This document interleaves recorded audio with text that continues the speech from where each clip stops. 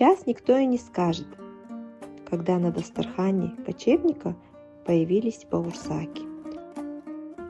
Само название произошло от казахских слов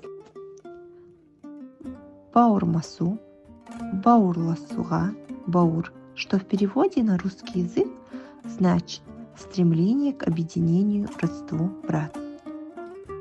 В любом доме, как и в обычной казахской семье, гостей почти каждый день встречает запах бауырсаков. Бауырсаки – обязательное угощение в каждой казахской семье. Сейчас не только казахи их готовят и едят. Подают бауырсаки к чаю перед едой, с кумысом и к закускам к сарпе. Это и праздничное, и повседневное, любимое всеми блюдо. Я снимам запах синабама. Мы будем готовить бауырсаки.